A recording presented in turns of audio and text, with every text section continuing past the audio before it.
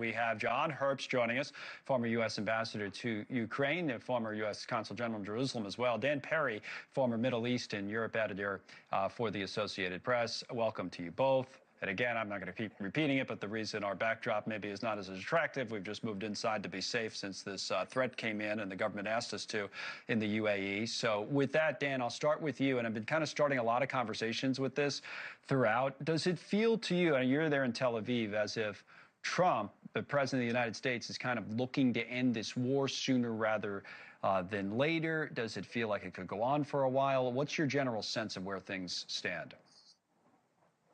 Trump has clearly projected both. He said the war could end tomorrow, and he said the war could last a long time. And it is striking how the decision really is down to one man and one man alone. I don't think this is the type of model for governance that the framers of the Constitution had in mind, but that is where we are.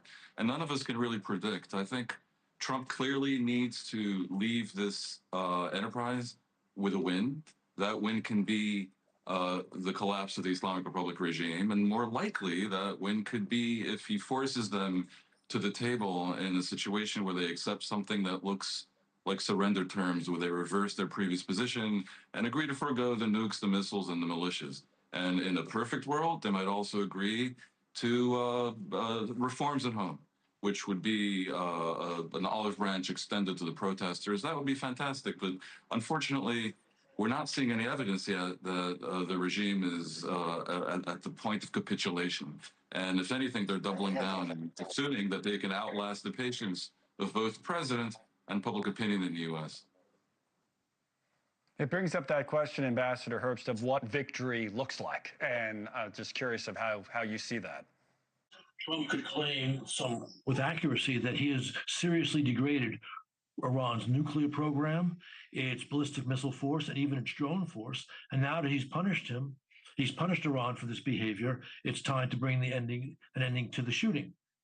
And the only reason he would do that, which is the least preferable of those options, is because of the problems for the global economy created by Iran's ability to control the Straits of Hormuz, which is the vulnerability in the military operation to date. That's what we keep hearing about all night tonight with these mines, and now they're taking out what they say were inactive mines in the Strait of Hormuz, Dan. But that seems to be part of just exactly what we're talking about. Is like if you could say that, if you can get ships running through there, that's another reason that you can move on. Then what does Israel do? Not much, right? Would they have another option other than to move on along with the United States? No, Israel's in a position where they don't control their fate. And when the U.S. wants to end the war, Israel will have to end the war.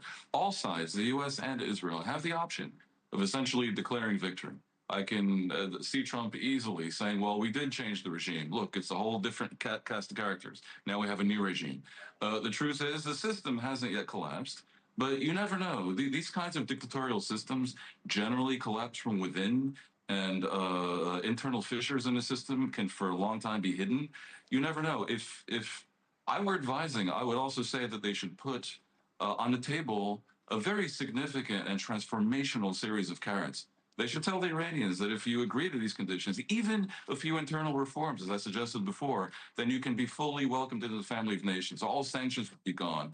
All assets would be unfrozen. Even your evildoers would get amnesty. You can keep your misbegotten plunder, but do these things. And you know what? They're of course going to continue blustering in public, but you will find elements in the regime, in the military, that's not at all theocratic. Even in the besieged, just lost their head today.